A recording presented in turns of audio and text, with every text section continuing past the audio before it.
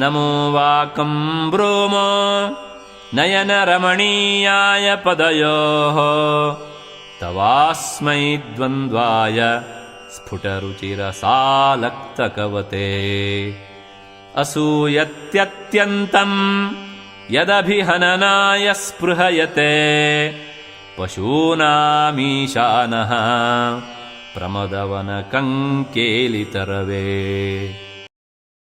ఓ హైమవతి, నీ పాదములు అత్యంత సుందరముగాను నయనానందకరంగాను తేజస్సును విరజిమ్ముచూ ఉన్నవి. అట్టి పాదములు ఎర్రని లత్తుక రసముచే అనగా పారాణిచే తడిసి కెంపు రంగులో ఇంపుగా ఉన్నవి. వన విహారమునందు అశోక వృక్షములు నీ పాదముల యొక్క పాదప్రహార భాగ్యమును పొంది సౌభాగ్యవంతంగా వర్ధిల్లుచున్నవి.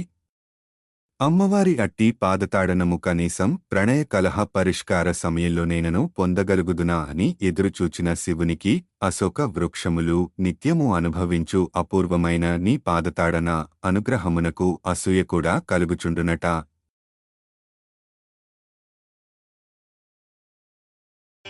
మృషా కృత్వా గోత్రస్ఖలనమథవైలక్ష్యనమితం లలాటే భర్తారం చరణకమలే తాడయతి తే చిరాదంతశల్యం దహనకృతమున్మీలితవతా తులాకోటిక్వాణైః కిలికిలితమీశానరిపుణా. ఓ జగజ్జనని, పొరపాటున నీ సవితి పేరును నీ ఎదుట ఉచ్చరించాడు శివుడు.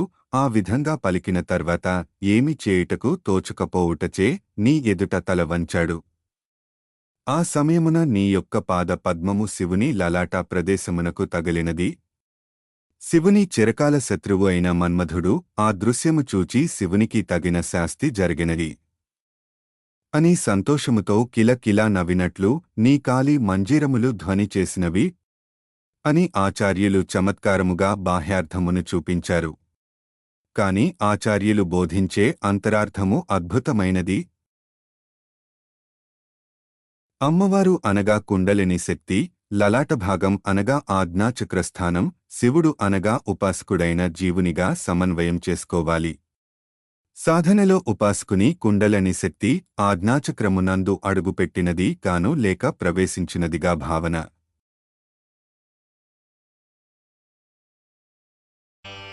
హిమానీ హంతవ్యం హిమగిరినివాసైకచతురౌ నిశాయాం నిద్రాణం నిశిచరమభాగే చ విశదౌ వరం లక్ష్మీపాత్రం శ్రియమతిసృజంతౌ సమయినాం సరోజం త్వత్పాదౌ జనని జయతశ్చిత్రమిహ కిం.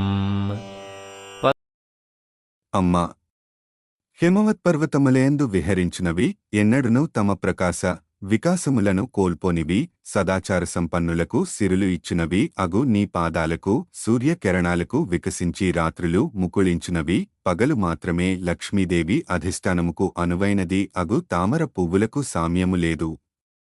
ఈ విషయమందు ఆశ్చర్యము లేదు.